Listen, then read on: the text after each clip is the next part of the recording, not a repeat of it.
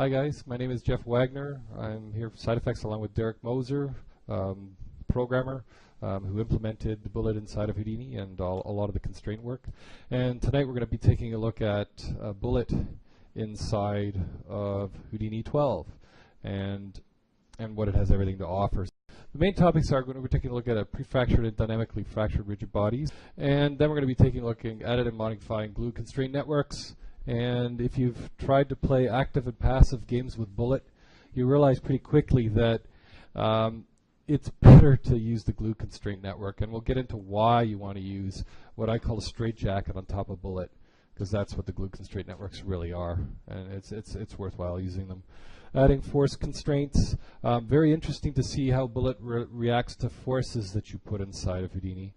And then there's interaction with other solvers such as flip and cloth and fluids as well. See how it behaves there. Some interesting caveats.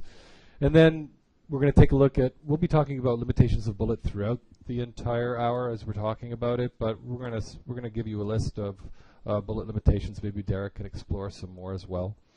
And finally, taking a look at a couple looking at a bullet building destruction example file that I did for SIGGRAPH that shows you one approach you might take for demolishing a building, going through it and building your constraint networks and doing a later hierarchy. So the first thing I want to take a look at is bullet objects and bullet collision representations. And yeah, this was supposed to be really nice looking. And we're going to be taking a look at all the various types of bullet collisions, when and when not to make things manifold. And by manifold, I mean watertight.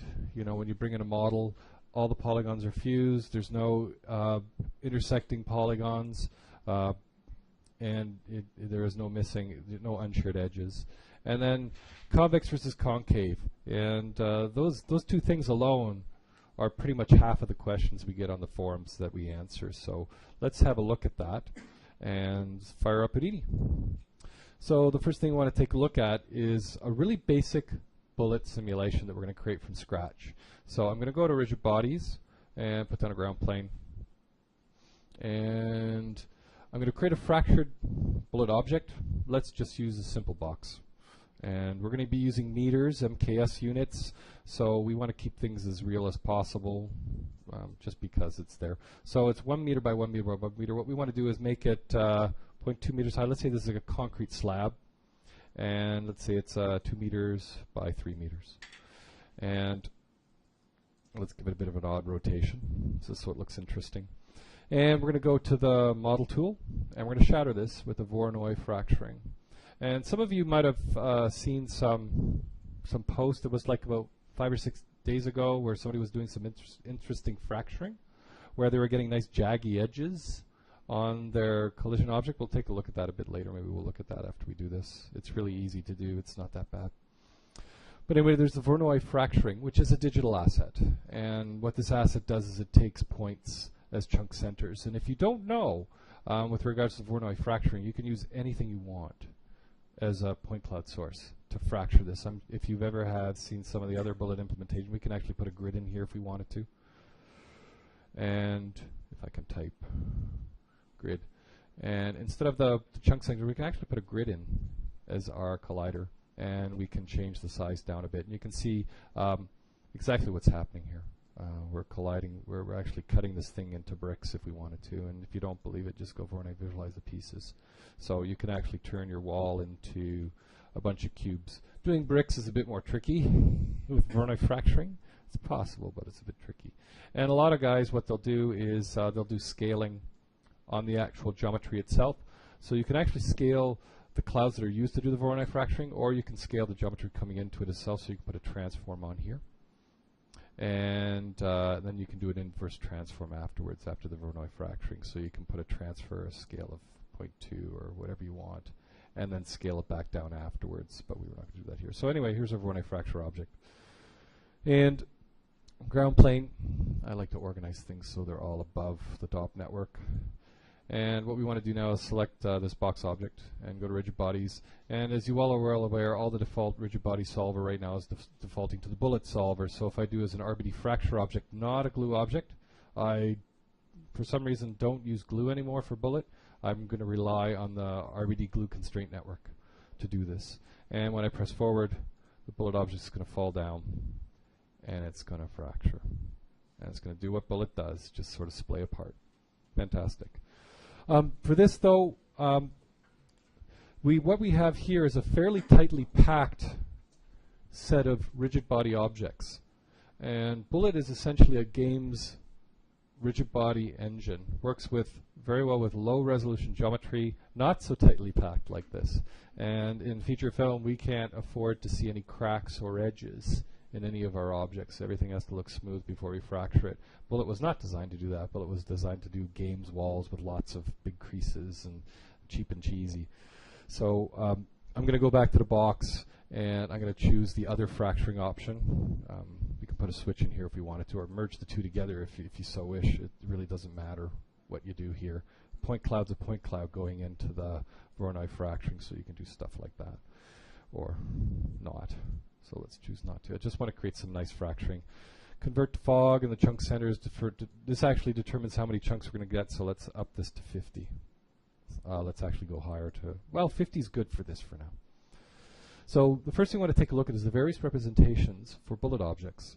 And if I dive inside of here, so we're going to focusing our initial effort on the actual rigid body bullet settings.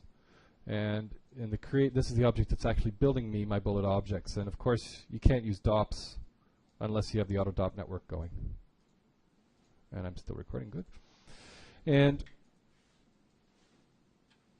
again, if I press forward, it's going to fall down and smash. Great. Pretty simple stuff.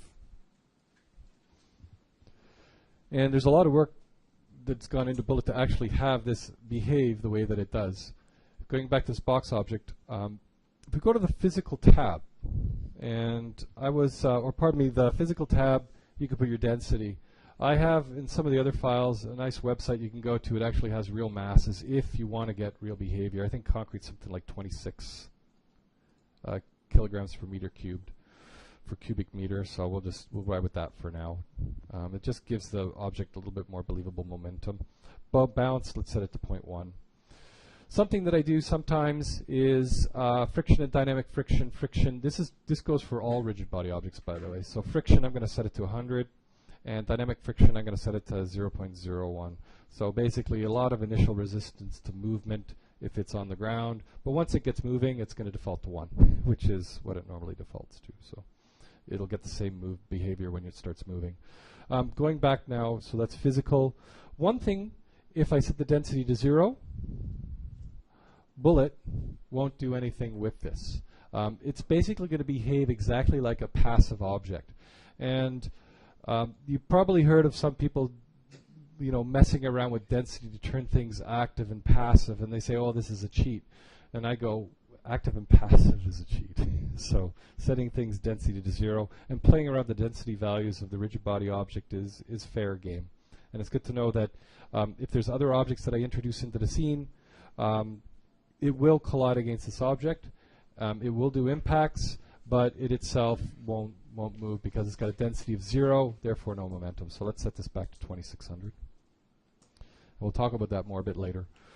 Rotational stiffness, that's a property of the object. If you get pieces that are winging off, you can do that. You can sort of slow that down. And temperature is actually for fluid sims if you want this to add temperature to fluid fields. One thing that's interesting with collisions, though, and if you take a look at the dynamics network, volume, even though it says use volume-based collision detection, and volume is all set up, and if I choose to turn on the collision volume display for this, it'll actually construct the collision volumes for me now. So this is the first time the collision volumes were actually constructed for me. So what Bullet does is it sets up, and this is something important to realize about DOPS. DOPS is about data, and it constructs the actual geometry that we know as geometry from that data. So if I turn this off, all those rigid bodies, all the volume data gets purged out.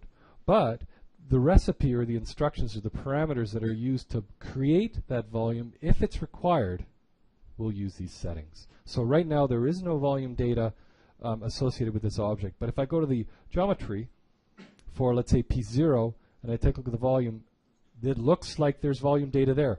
But the memory, oh, it actually didn't purge it. So probably when I reset the simulation, hopefully it'll, oh no, it's still there.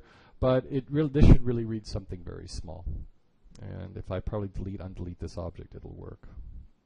But so, and it should, let me just delete this and then Control Z and see what happens. So that should have cleared the memory on that geometry. Yeah, now it's very small. So it's basically just holding all the data that it takes to build this volume of divisions 30 by 30 and all of that. So for instance, if another rigid body simulation requires this bullet object to collide against with it, or needs this bullet object's volume data, such as collisions with a fluid or flip, it will construct the volume data for you.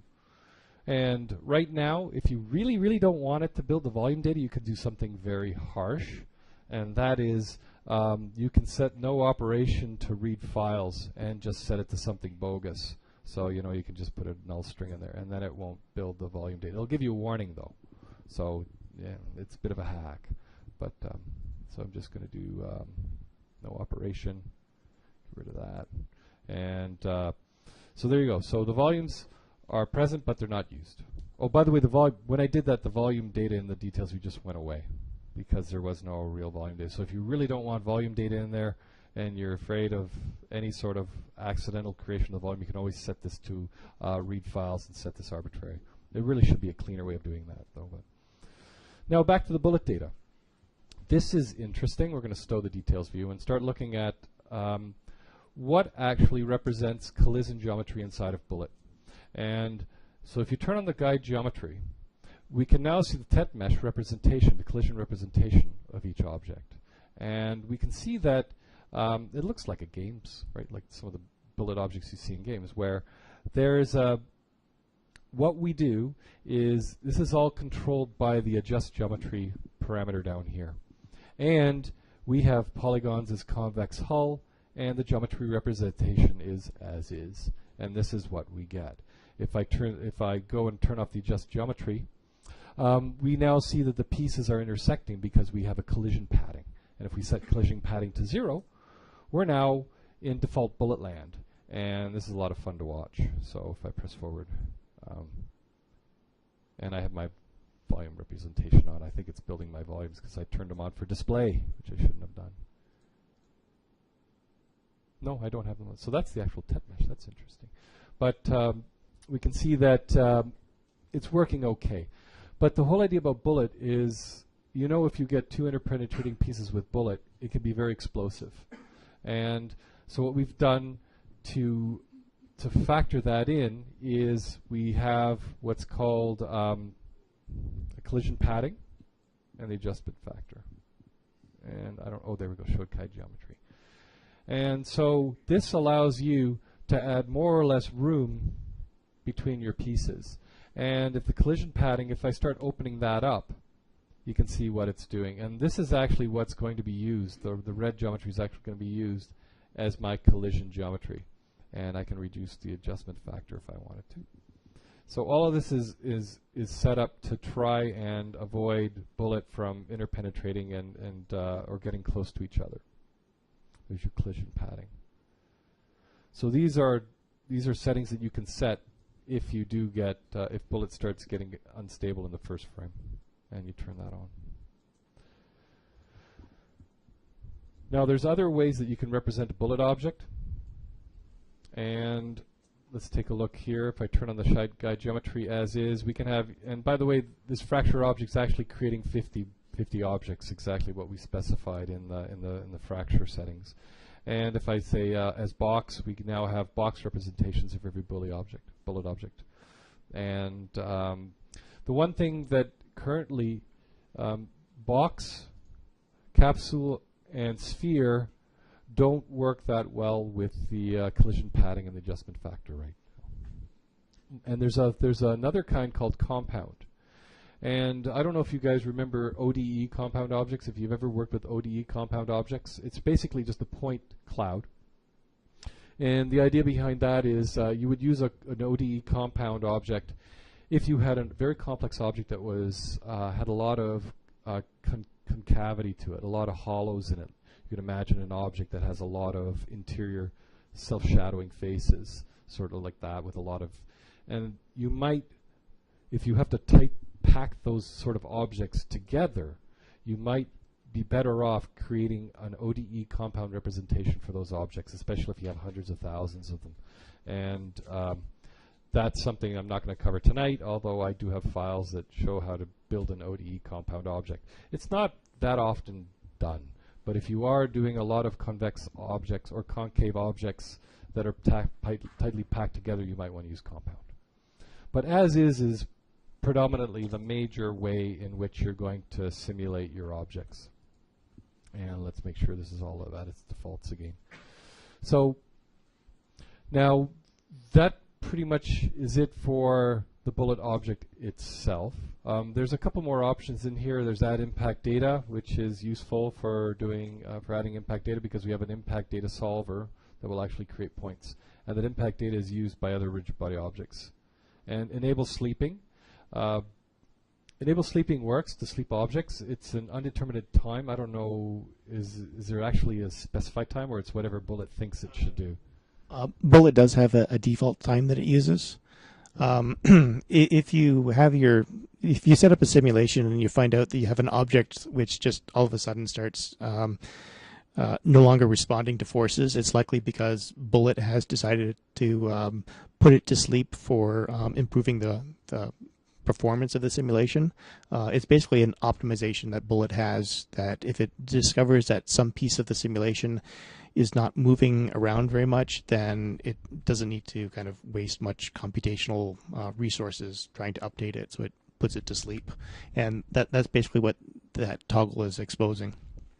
Yeah, and I guess there's some difficulty. Once an object is sleeping, it takes some time for it to wake up again, and that's an intrinsic property of Bullet. So it's both good and bad. So the next thing I want to take a look at now is the actual rigid body solver itself. And for this, I'm going to bring up a couple other files to demonstrate just how I now believe that number of substeps and constraint iterations are directorial controls, because depending on how you set these, it's not going to give you quite the predictable results that you want. So looking at the rigid body solver at the Bullet folder tab, really this is exactly what the Bullet engine itself, the Bullet rigid body solver, which you consider it to be a black box solver. Once it gets to this rigid body solver, we just hand Bullet the data with velocity fields and the number of substeps, and these are all the controls that are available for us on the actual rigid body, the Bullet rigid body solver itself. Actually, there's a few more. If you take a look at the Bullet solver in its raw self, you can see there's also a couple other options on here that are not brought up, such as I think there's a penetration threshold. All of them are. Yeah, all of them are up there. Excellent. Yeah, so they are all up there. So they're all available there. And so the number of substeps. So what you can do is play forward, and you can see that it sort of falls apart. Now you can try playing with the number of substeps within the solver, and you can go right bare bones down to 1 and press forward. And so we're only doing 1 substep inside a Bullet. And you'll notice that it has a completely different behavior, not as lively. And if you think it was predictable, it's not. So if you go to 2 and you press forward, you might get a completely different result. You see there's a piece flying off now. So it's kind of interesting how you're setting this. And if you set it to 20, press forward. And you can see that it sometimes gets more stable. But if you go, let's say, to 100 substeps, you'll notice it starts to slow down a lot now. And you'll see that the pieces already start falling apart. So this is in keeping with what Bullet is that it is a rough and ready solver, and unlike other solvers, the more substeps you give it doesn't necessarily equate to the increased accuracy in the simulation. I think the default of 10 is a wise default. You might want to try going down to 5 or 4 or 3 or 2, because you will get performance back. And So that's there. Now the constraint iterations starts kicking in when we add some glue networks, I believe. So I'm going to add a glue adjacent tool on top of my fractured object. And you can select all the objects and hit enter. Now this is, instead of using active and passive switches or setting up glue, which does work with Bullet, by the way. If you go to the original object at the top, you go to the glue and you start setting up the internal glue or the glue between the various objects, that will work. But it's recommended that you actually use this glue constraint network. And if I dolly in a bit here, you can see that there is the constraint network in there. And what happens is that there's actually a separate object that's used to fetch the state of the rigid body objects, and it builds centroid points for every rigid body object.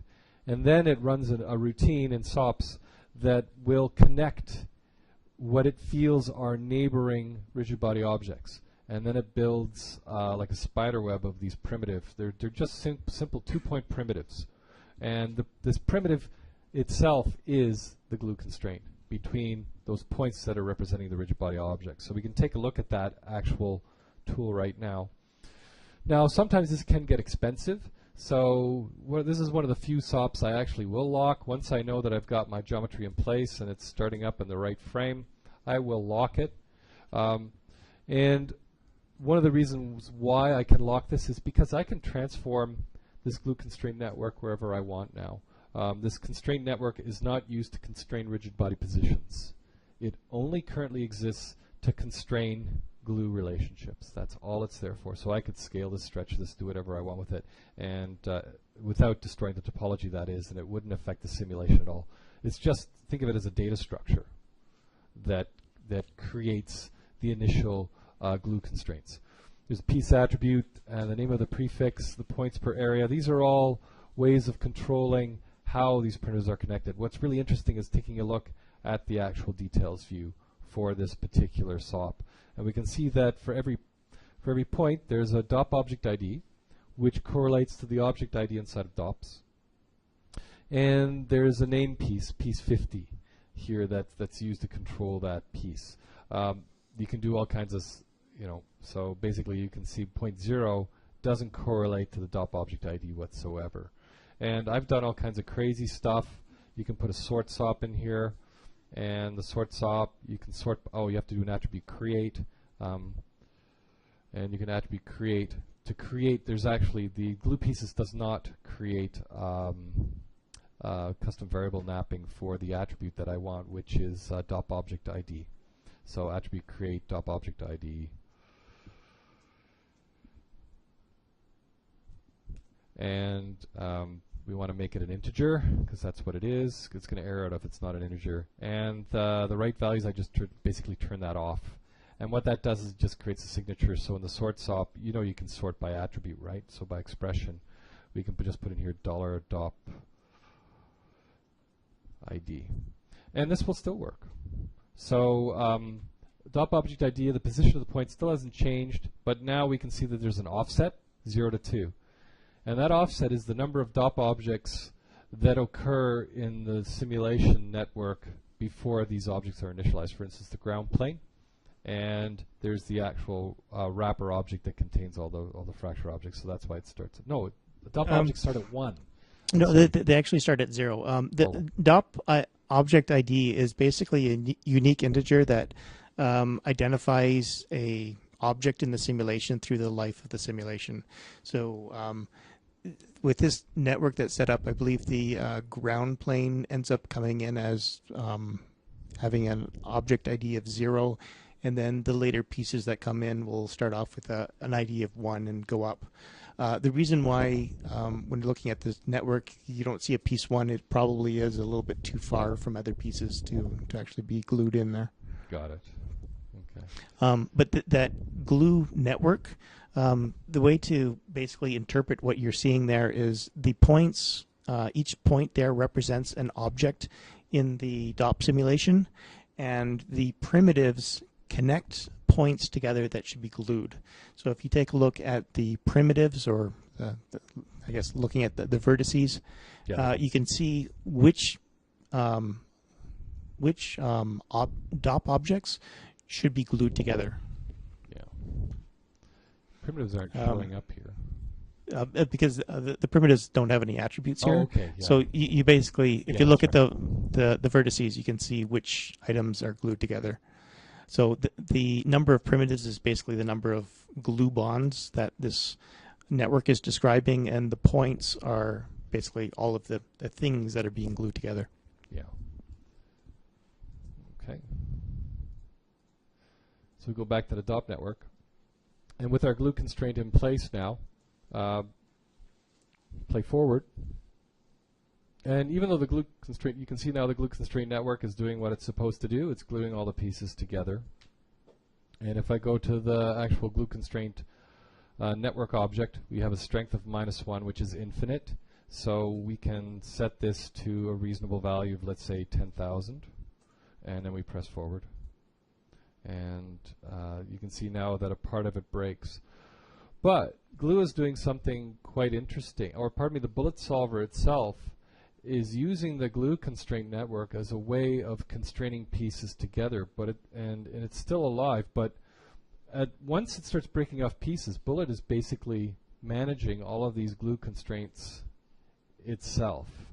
And it does that internally. And if we go back to the rigid body solver, this is what all this constraint iterations is all about.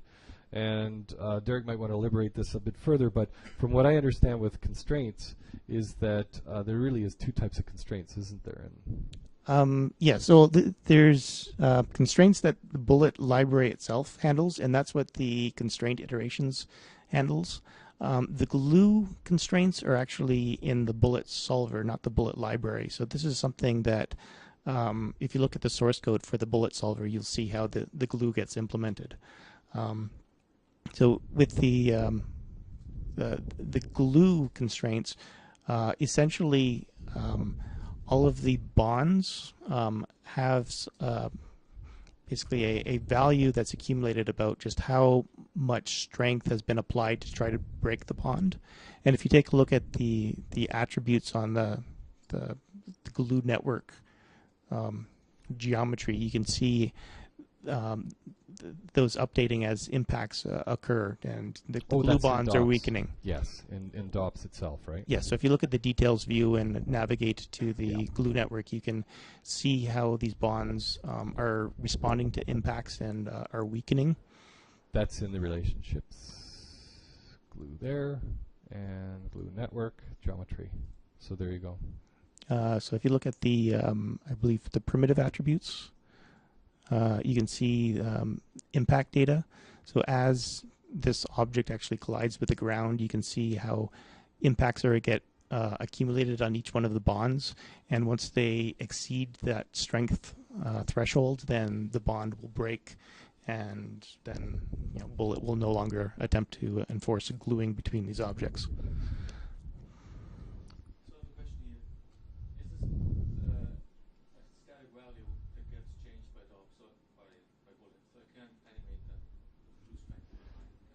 Yes, you could animate that yourself. There's a couple different ways of manipulating the glue network.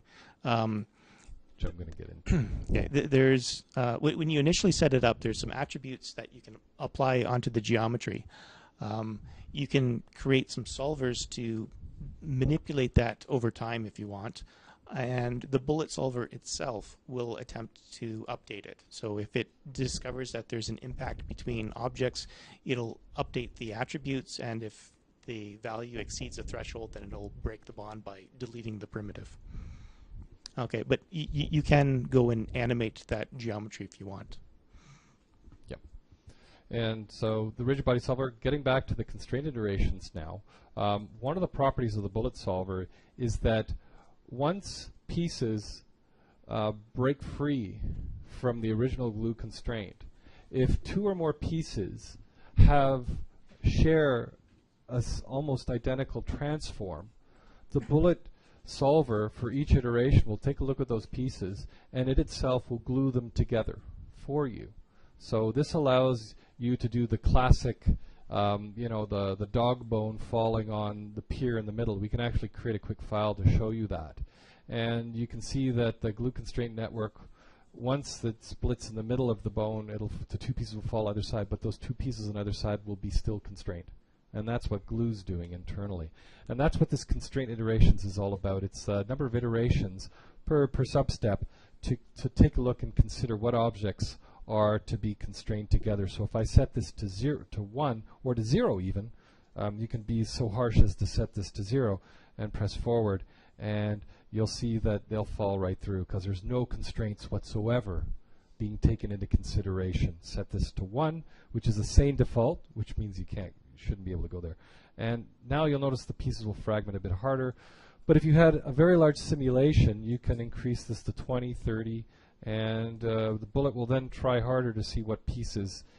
You can see that more pieces in the base body are now being glued together because of the number of constraint iterations that are there. Split impulse, I think that's just basically to share a lot of the energy amongst the pieces, so to prevent explosions. And just leave it on. I have never had a need to turn that off. And finally, the penetration threshold itself is, if there is a penetration inside a bullet, this is the penetration threshold that it'll allow before it'll try to gracefully push them apart through velocities. So, and there you go, pressing forward. And so those are the basic controls for bullet. Now there's a couple things we can do with the constraint network itself. And if I take a look at the rigid body solve, if I take a look at the glue constraint network node, if I go to the, there's the strength, the initial strength of the rigid body object, of the glue bonds.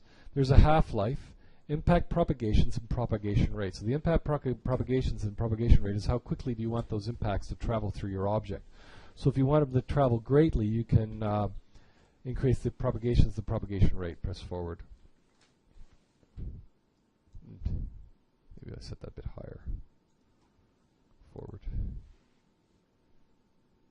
And you can see that it's changing the simulation quite a lot, depending on how you set that up. So I'll set that back to defaults. And the half-life is the half-life for the, I think that's just an attribute that we add that that gets eroded over time. That affects the impacts. So when we were looking at the impact value as the objects were involved in a collision, they increased whenever the objects were colliding. The half-life value describes how quickly that decays again. So if there's an impact, it's not strong enough to break it, then after a bit of time, then the bond actually strengthens up again. And all of those values there can be overwritten by attributes. So if you create a primitive attribute in your glue network, you can customize every single bond. And strength is a point attribute or a primitive attribute? It's a primitive. Anything that is kind of an attribute of the bond will be represented as a primitive attribute. Anything that describes the thing being constrained is going to be a point attribute. So now what I'm going to do is start affecting the strength of this actual glue constraint network. And that's what this second input is here designed to do. If I middle mouse on it, it says constraint solvers. And I'm going to put down a SOP solver. And I'm going to wire the SOP solver into the glue constraint.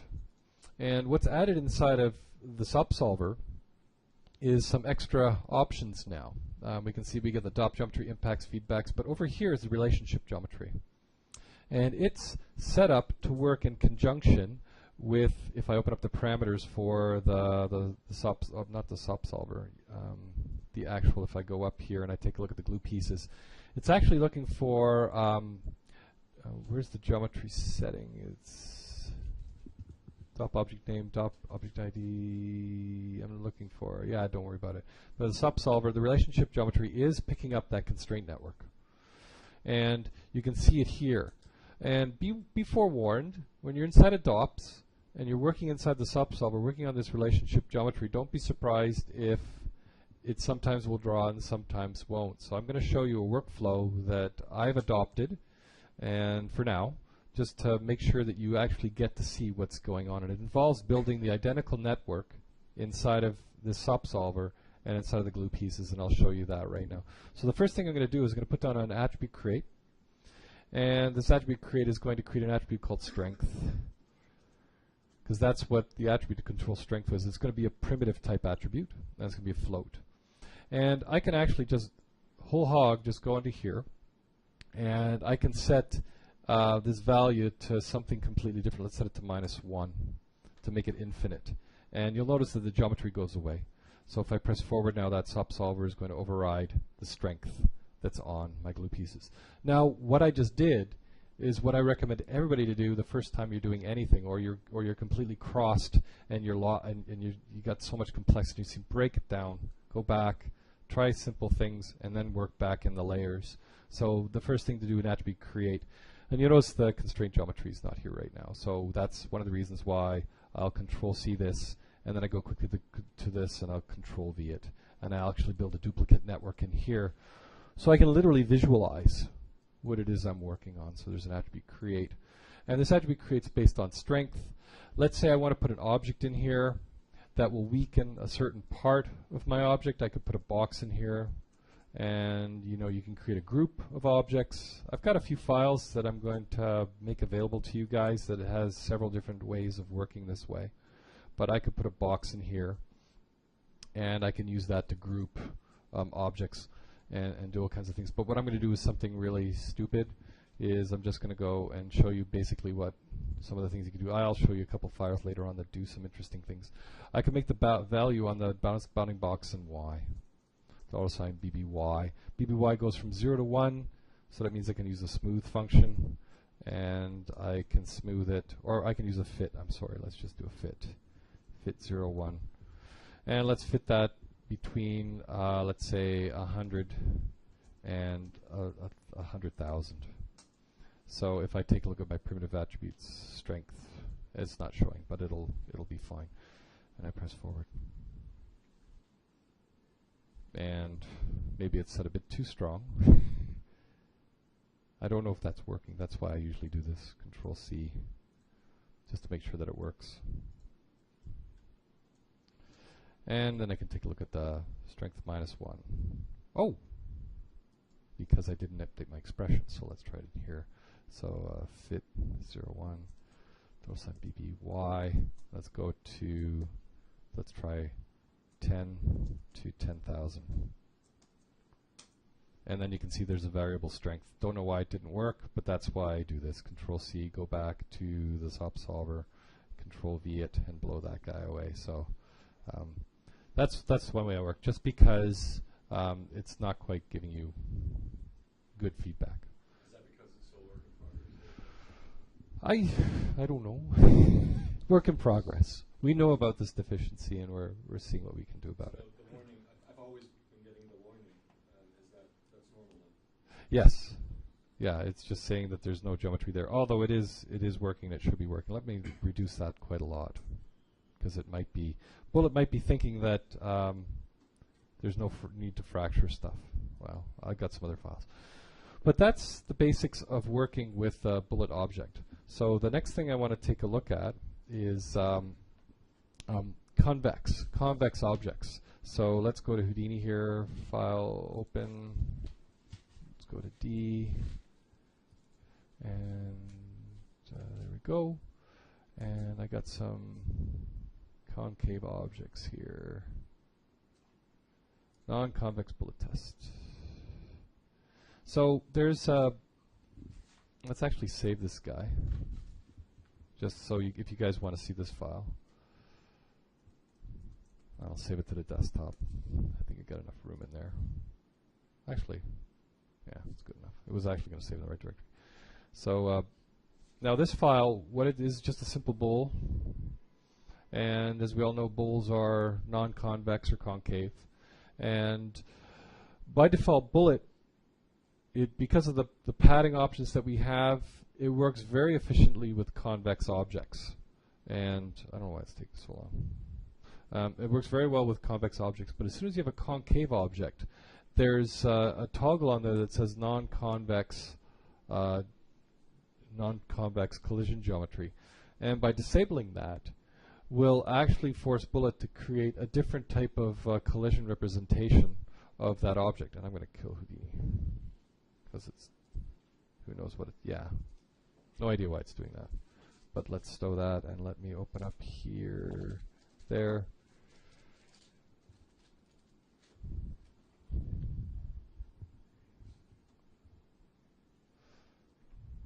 And while it's loading, I'll show you the movie file. Where is it here under image? Yeah, there we go. And so this is your typical bullet situation. There's mplay, file open. Let's open the sequence so you can actually have a look at this. There we go. And if I press forward, you can see here that it's working properly as you would expect. And that's with that option toggled on.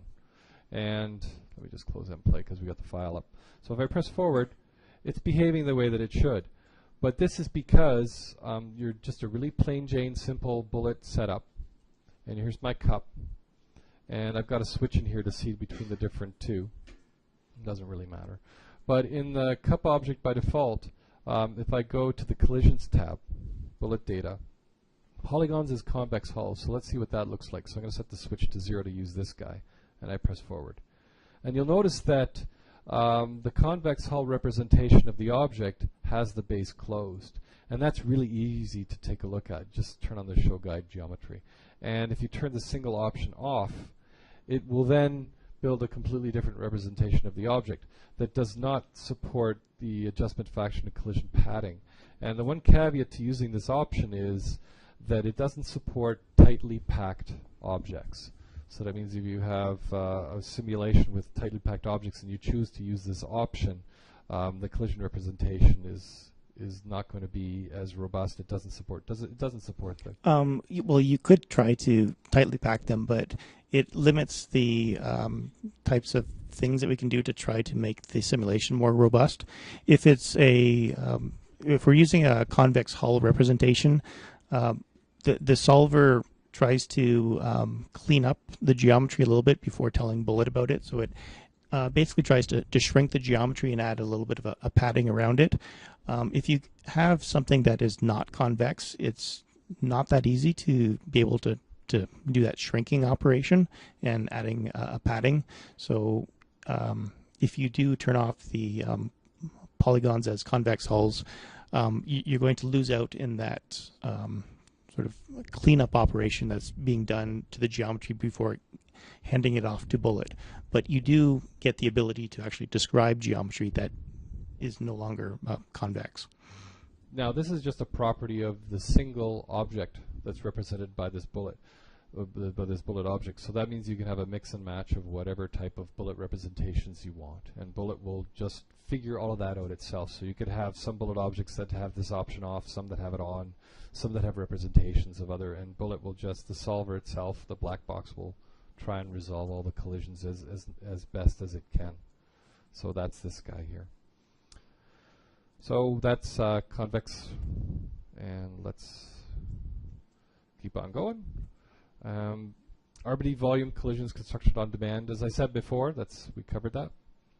And geometry representation and padding offsets, which we took a look at. So these are very important things that we need to look at when we're doing bullet simulations. If we have explosive results, we can use the offset and the padding to see if we can sort of make the objects a bit smaller, a bit less tolerant to intersect, or a little more tolerant to intersections.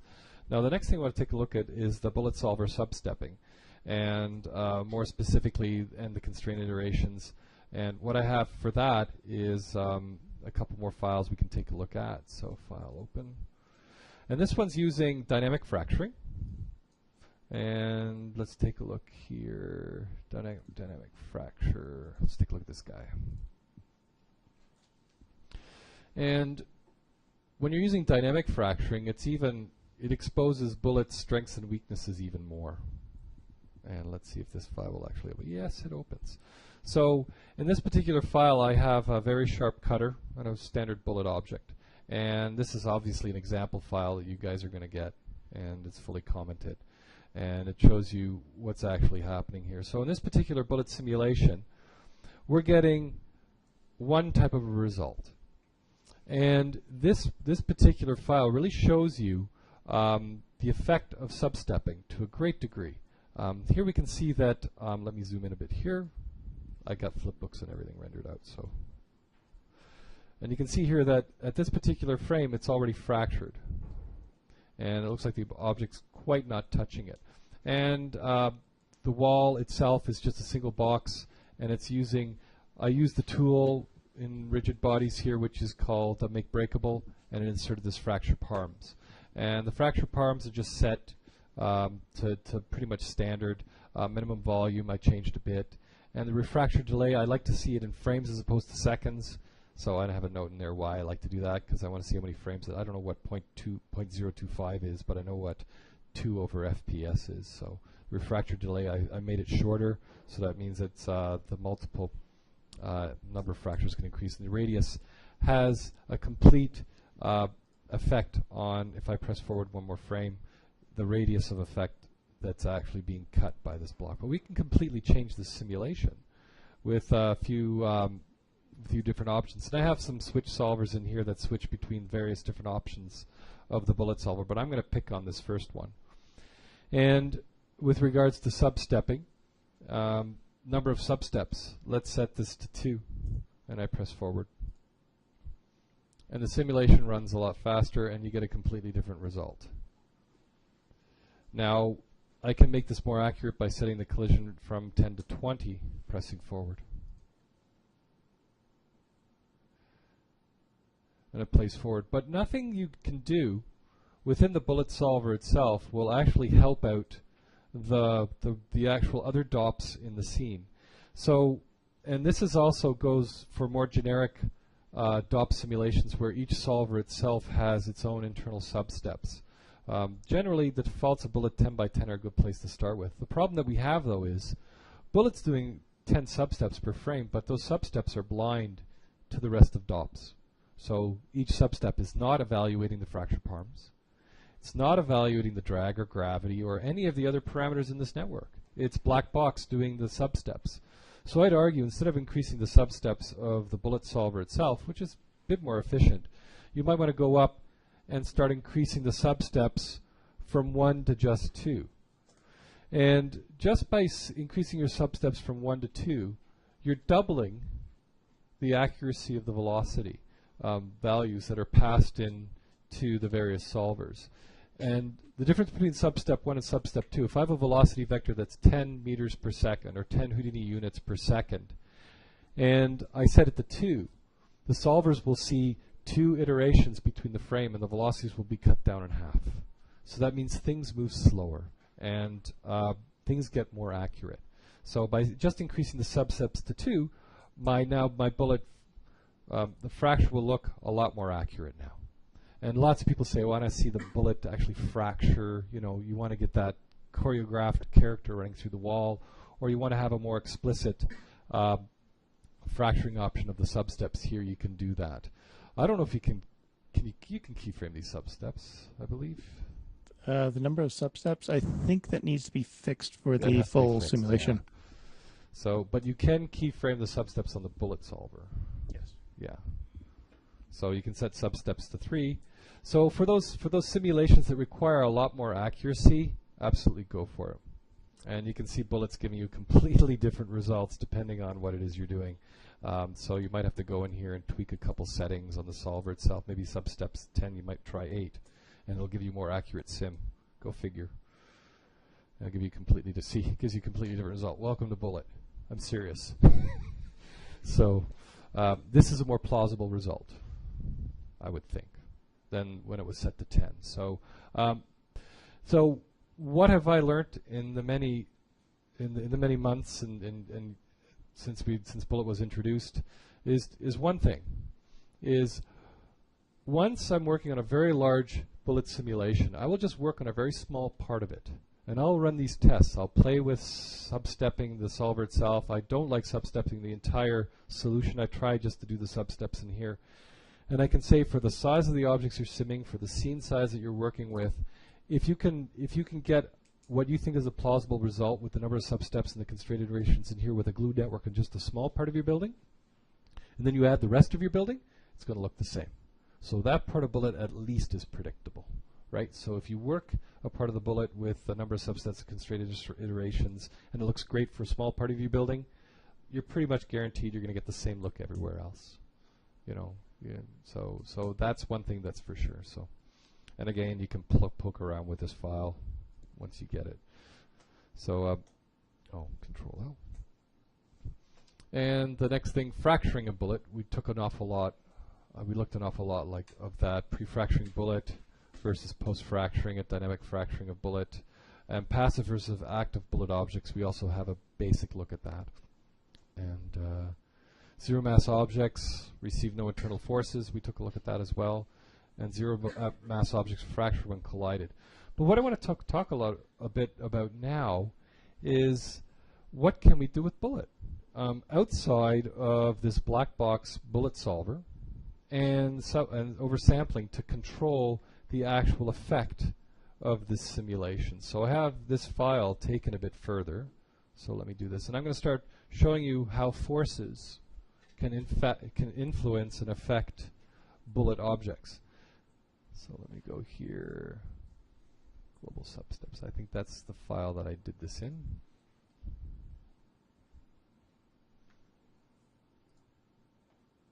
By the way, while we're loading this up, are there any questions so far?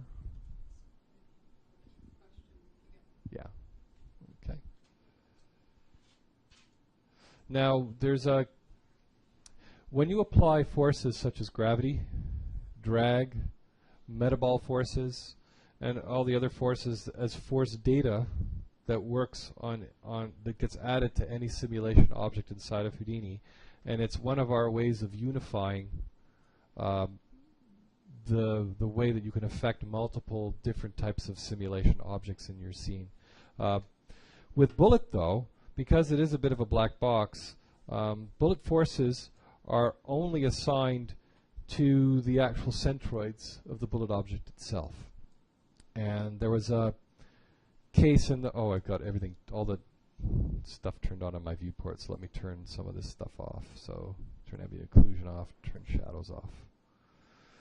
And in this particular file, if I take a look inside of here now, am I playing with the velocities? Yes, so I am. So in this particular file now, I've added two more components to it. There's a drag down here which is bypass. So let's first of all take a look at just the drag. And the switch, I'm going to set it to 0. So I'm going to bypass directly affecting the velocity attribute of my bullet objects. And I just want to take a look at what drag does. And remember what I said before, drag is a force. If we take a look at all the simulation objects, it gets collected in this thing called force data, forces.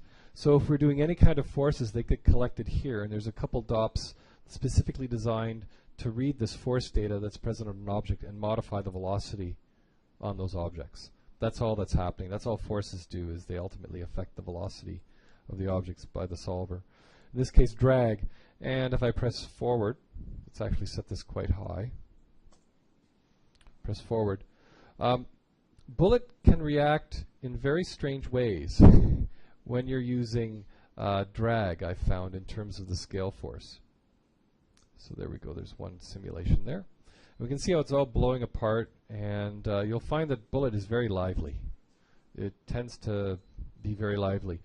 I've seen some bullet sims out there that are very heavily dampened, and they dampen them very heavily so that they look not as explosive, but they lose a lot of life. So the question is, what can you do to keep this nice explosiveness of bullet yet sort of tame it down? And there's a couple approaches that you can take. So I'm just going to bypass the drag right now, and I'm going to start bringing in first principle and second principle affecting the actual velocity on the bullet object itself. So I'm going to switch in the first one and press forward. So this one's doing what I call really naive velocity thresholding. It's really stupid, but it sort of proves the point that in this particular case, all I'm doing is I'm putting a clamp on the velocity x, velocity y, and velocity z with the same value. So that means I'm getting a really horrible velocity clamping, and I should actually turn the fracturing down a bit so it actually plays back a bit faster. I think my Mac is faster. Anyway. So, and what the expression here is it's quite simple. Now, if you don't know, every DOP except the the group DOP. Every DOP except the group DOP can process each simulation object that's wired into it in turn, just like the point SOP or the primitive SOP. And the nice thing about DOPs is we can use local variables, which is basically $ lowercase name of the actual parameter itself. And this means that this RBD state DOP is going to become your next best friend when you're dealing with rigid body objects. As long as you have to process the current rigid body that's coming into it, I can fetch its velocity x, its velocity y, and I can do something really stupid. Here I'm just clamping it based on a spare parameter that I added, which is a maximum velocity of 1. So I'm saying nothing can move faster than 1 in either x, y, or z, so it's not doing a very good thresholding. But it works very effectively. And what I'm going to do is I think I'm doing excessive amounts of substepping. Yeah, 8. Way to go, Jeff. So let me set this to 1. That's why it's taking so long. And press forward. Let's let Bullet do its job. And you can heavily threshold the velocity this way. And there's a second option that we can use. In the second one here, my third one, what I'm going to do here is global substeps. Oh, I think I'm switching between, I just want to make sure that I'm okay here. Bullet 1010, good. And up here, velocity switching. So I can actually switch to the second one, which is doing a little bit smarter thing. And again, it's just using the local velocities, but you can use Python, but for some reason, just because of legacy, because I learned this way back in '94, I'm probably one of the only ones still left using what are called custom function pseudo-C programming inside of a parameter. I had a forum post about a couple of weeks ago where I sort of gave you all kinds of examples of doing this. The reason why I like doing this is because it's very fast. It compiles in line. You can see when you press apply, it actually compiles this on the fly. And you can actually write real structured code where I can set the flow velocity max, and I can bring up my spare parameter. And then I can set my velocity as a vector. It supports different types. And then finally, I do something stupid here. I should have written a real function, but I'm lazy. So velx velocity x. So what this is simply doing is if the velocity length is greater than my maximum value, I simply normalize it and multiply by the velocity maximum. So it's a really hardcore thresholding thing. The third, to go all the way, would be to implement a proper drag model, and that means using derivatives, so it's a little bit more involved, and I didn't get time to do it, so we just have second order naive velocity vector thresholding. And this actually should look pretty good. I have some flipbooks rendered, but I don't know where they are. And I don't know why this is playing quite slow. It's usually quite fast. But you really do control the way that the object is animated. And I bet you, so you can see now there's really no explosiveness to it because I'm clamping the maximum velocity at 10. I'm basically saying no piece mover is faster than 10. And Bullet really does work quite well with this. I don't know if you want to talk a bit more about how Bullet handles velocity, and it's pretty straightforward. Yeah. Bullet basically just takes a look at the velocities and figures out the forces that are applied on the objects and starts moving them. And then once it's moved them to new positions, it checks to see whether it is actually collided with anything, and then tries to update the velocity such that those collisions don't actually occur. But if you, Jeff, if you can go back to that node, I just want to point out something here. So when DOP networks get evaluated, you can see right next to most of the parameters, there's this menu where it's usually set to use default. If you set that to, what that is basically a policy on how the value gets updated in the DOP simulation. And the use default, if you look further down, there's a default operation that describes how that parameter gets updated on every frame. So before the solvers get run, this node is evaluated and it updates the data in the DOP simulation. So if it's set to never or initial, then there's only, well, if it's set to never, it doesn't update that field. If it's set to initial, only on the very first frame of the simulation does it read that value that's in the parameter and updates the simulation value. If you set it to always, you can use this node to actually drive that value in the simulation. So when this one velocity value is set to always, every single frame before the solver gets run, this node takes a look at the velocity value, reevaluates that parameter, and updates the velocity before the bullet solver sees it. And this is one other way of bringing information into the simulation. So one more thing about the RBD state dop, and why I always set it to never, is because it's this very same RBD state dop that's buried inside of every rigid body object, and it's what's creating all of the physical parameters. And you would think that these local variables are limited to just a parameter, but they're not. And that means that, for instance, in this velocity in the y, I could do something. Let's go back to the simple one, the naive one that's not using the expression. So I'm going to set it to 1. In here, if I take a look at position, I can actually take the ty value, or the position y, and I could actually use that to drive the velocity and do something really stupid. Like I can add $sign ty, the lowercase, so you got to remember. So I'm adding the position y to the velocity. I don't know why I do that, but so you can see what happens. So the pieces are going to drift upward as they go up. So you can actually use, or is it ty? Just got to make sure that it's ty. Yeah, it should be working. But you can use any parameter anywhere you want inside of your simulation, and it'll actually affect the velocity. So if I go back to frame 1, I say ty, let's say times 5, because I really want to boost it up so it's by y. And you can actually affect the velocity that way. And so any parameter anywhere you use in any field will work. And if you take a look at what's actually in the RBD state dop, it actually opens up quite a lot of options. You can see the ty is fighting everything. Position, rotation, velocity, angular velocity, glue. We actually have the glue strength. All those local variables are available to us. So we can fetch those and change those on a per rigid body object way. So we can actually affect the glue strength per object right here.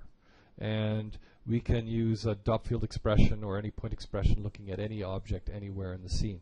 And we can use dollar strength. If we wanted to, we could set this, we could put in here dollar glue threshold.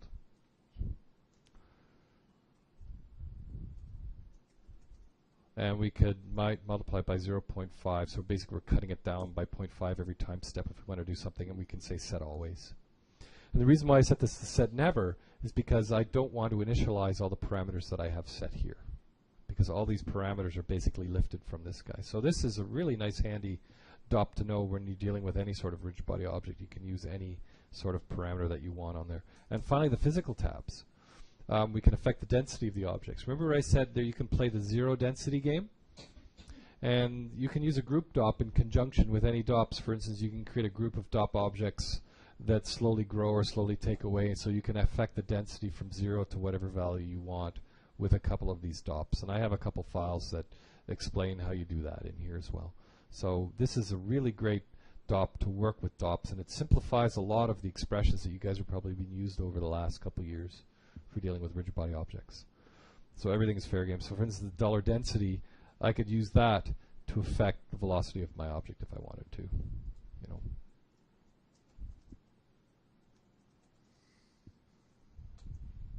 And I can't type to save my life right now. Density times that, so press forward, so that's that. And you can see, yeah, that would not be a good thing to do. So the densities are huge. So I'd have to pad that and put expressions on it. But anyway, you get the idea. I mean, it's a really effective tool. So the next thing I want to move, because we are pushing on a bit, and I'd say we probably want to get done. So zero mass, Control L. Modifying bullet simulations. I showed you applying external force. I haven't shown you applying external forces. Let's actually do that. Modifying velocities directly, which I showed you, and subsolvers to deform bullet objects. That's also quite interesting. So escape.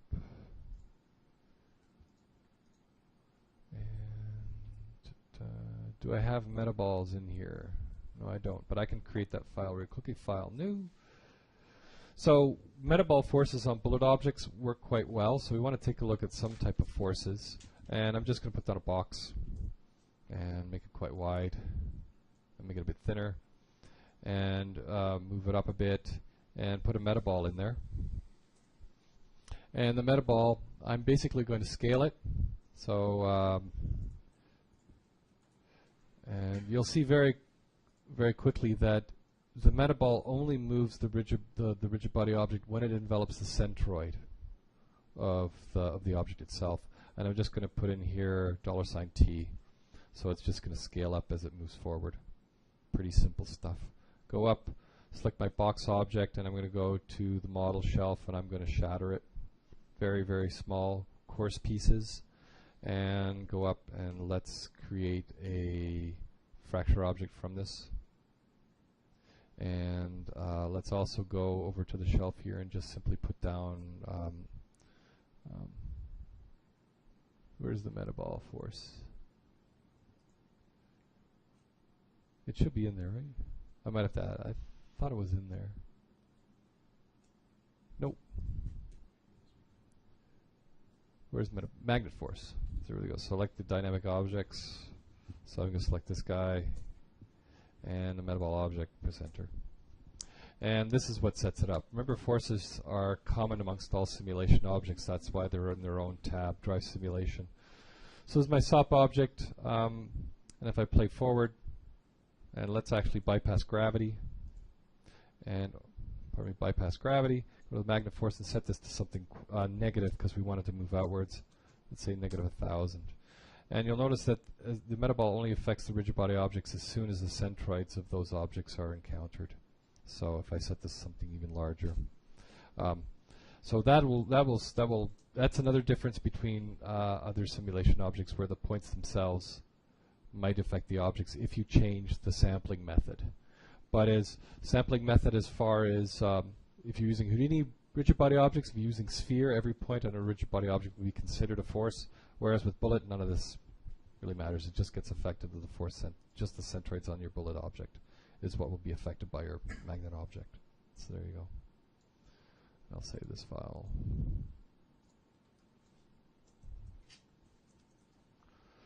Now the next thing I want to take a look at is interacting bullet with other simulations. Let's see if that's actually what I want to take a look at next. Yeah, we took a look at that. Now the bullet, the bookshelf, I don't know if you guys have seen this file. It's actually a very interesting file. And it uses glue constraint networks to constrain the bookcases altogether. And it does it with instance objects. And each row of books is an instance rigid body object. And all we're simming are just the points themselves. And then the bullet representations are built for the boxes. So it's a very efficient simulation. So I'll show you these movies in a minute. And it all starts with just a simulated bookshelf. And that's not what I want to do. Go down a bit. RBD constraints and bullet. So want to take a look at constraints now. And this is the part that gets pretty interesting because we just added angular and angular spring constraints to bullet. And so let's take a look at some of those constraints that we have available to us now inside of Houdini. So I created some really simple files. So let's basically take a look at the simple pin constraint. And these are very easy to set up. So here's a basic file. Press forward. And you can see it's a really basic pin constraint, pretty boring. And taking a look at the pin constraint itself, a constrained object, goal object, pretty straightforward. Constrained location, the goal location, and the guide options. It's a very straightforward pin. It's where you really want to have one object constrained to another. And you can change the location wherever you want and press forward. Or you can move it down. Really doesn't matter where you put this constraint. It'll rotate between the two. And let's open up one with a spring. There's my bullet spring constraint.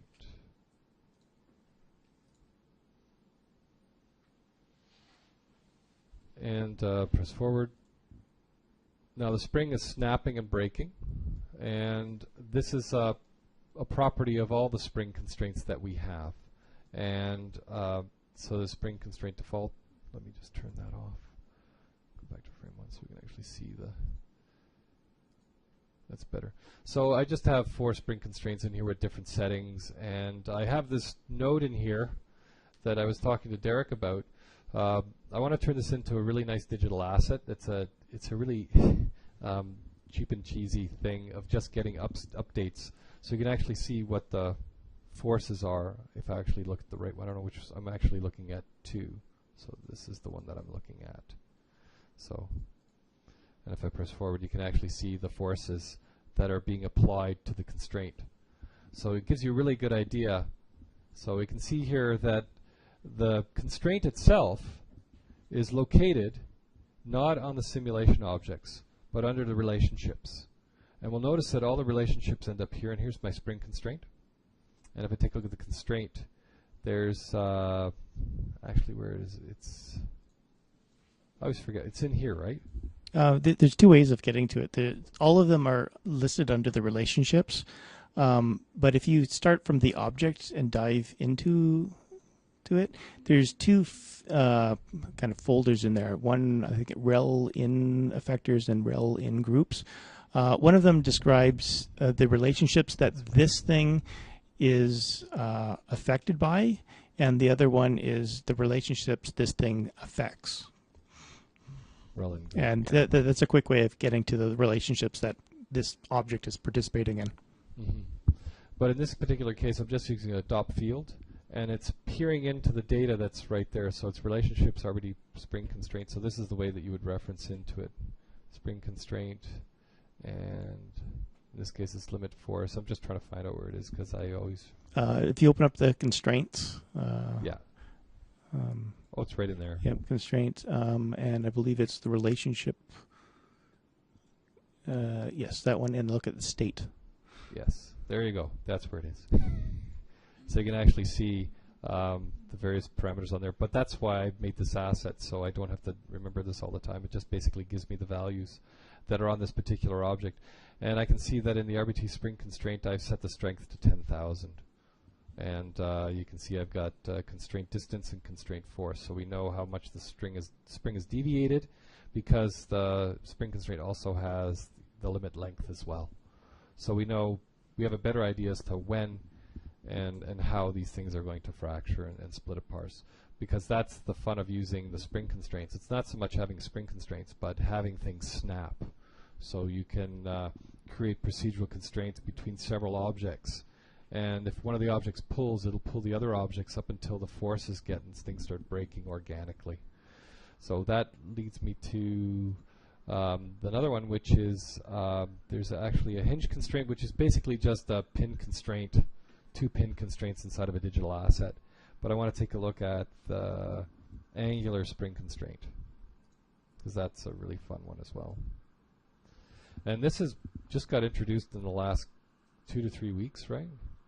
And what this does is it allows you, on top of adding a pin constraint, you can now add these angular spring constraints as well, which will constrain one object to another one based on its angle value. So you can affect the angle value as you want. And this is all animatable if you want, so you can sort of play around with it as you want. So, and again, there's the constraint setup, box goal, spring location, goal rotation, and you can say you turn on animate goal rotation means you can actually animate the goal rotation however you want. So, and the spring and the damping. So this is not ragdoll at all, but it's one of the things you need to do ragdoll effectively, so you can actually have objects collide. And so it's this ability to throw these different constraints together.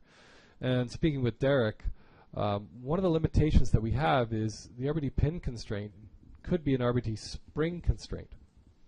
And what you want to do is, when the spring constraint releases, you might also want to release the angular spring constraint as well. And right now, there is no method for 2 different types of constraints to communicate with each other right now. So it's a bit challenging. You have to handle the when the constraints fail.